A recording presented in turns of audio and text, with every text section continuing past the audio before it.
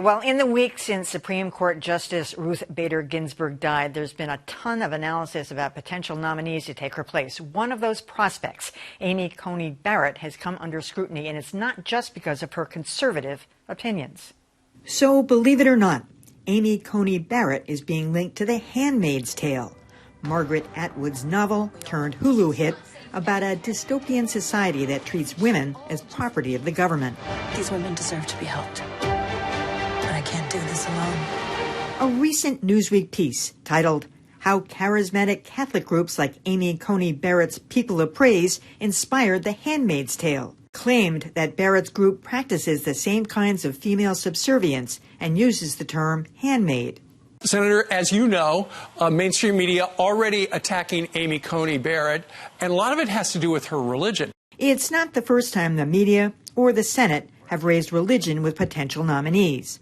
While undergoing his confirmation process, Justice Clarence Thomas was said to be affiliated with a Catholic group that speaks in tongues. But according to former White House Press Secretary Sarah Sanders, this is different. And already what they're saying about her, I think, tells us so much about who they think, what they think about women, what they think about working moms, and what they think about Christians. The Washington Times reports that other media outlets like Reuters and Refinery 29 are whipping up alarm over the handmaid connection. However, Newsweek, the original source of all that reporting, has issued an editor's note saying Handmaid author Margaret Atwood says the inspiration came from a different group, not Barrett's. Newsweek regrets the error.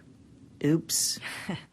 You know, Dan, Mike, I've been consistent about this my whole life. I think it's fair for the media to bring somebody's religion into a discussion if they just say what it is. I think everybody's curious about that. Faith is a matter of, it's public, knowledge. It's a point of fact. It's not fair to make fun of it. And I think what happened in this case was they went too far and they started, making it into fiction. And Amy Coney Barrett didn't really respond to this, and other people sort of responded for her, saying that it's a particular Bible study group and that kind of thing. But as I said, I think it's okay to bring it up. But because for the most part, I don't want one of my leaders or somebody on the Supreme Court praying for a decision. I want them to be able to use their own intellectual power. And if we think that's going to happen, we should know about it. Well, I think you have to be very, very careful, whether you're in the media or you're a member of a Senate panel questioning a Supreme Court nominee about their religious beliefs and how it might affect how they rule in a case. But I think it's fair game, personally. I agree with you. I think it's okay to ask the question, and particularly when you're in a situation like this. If she is indeed a member of People of Praise, which is the group she's supposedly involved with, it's okay to ask about that. It's okay to see whether or not ask her. Supposedly this group has a quote-unquote covenant or loyalty oath that you take. If so, did she take that? What does it mean to you? I think they're all fair questions when you're judging the independence and impartiality of someone who's going to sit on the United States Supreme Court and make decisions on very important cases such as Roe versus Wade. Well, first of all, this began with Newsweek, as you say, Emily. And I feel like we've said this multiple times at this point. Newsweek is not Newsweek. It is not the magazine that it was 10 years ago. And they keep leading us down the road toward fiascos like this one. Now, I agree with you and Mike that you do reach a point where somebody's religious views might be so extreme and so permeate their judgment in other parts of their work and their life that it's worth asking about. But I think that Newsweek has ended up polluting this debate right from the start, and we need to parse out what the reality is from what Newsweek hyped up. One of the problems that I have is that, if there's no record of her faith ever getting in the way of her job, then I don't know how important it is to really, make a big deal about her faith.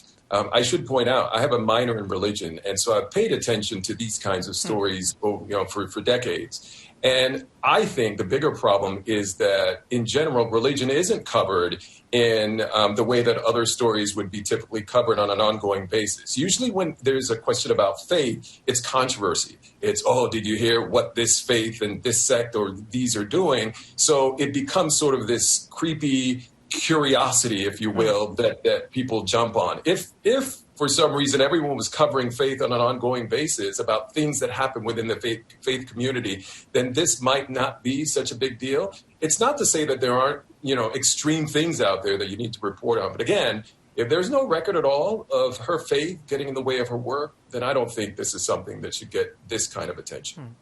Well, I think what everybody is concerned about with her is that she is a member of something called the Faculty of Life, which is an anti-abortion group. So the assumption is that she is going to take her religious beliefs and apply them if she were on the high court. That's how the faith is properly covered if you want to talk about her faith in connection with what she may or may not do on the court. You can ask her about it and she can answer. I want to pick up on what Dan just said, though. There is so much misinformation about faith and religion in general among journalists, and they don't treat it well. For a while, we had some religion and faith reporters. I would have preferred if one of them, and still now can do it, do a piece about, okay, what does being a devout Catholic mean to Amy Coney Barrett, as I understand it, as someone who studies faith and religion? That would be more proper at this point, because, to offset what Newsweek did really badly.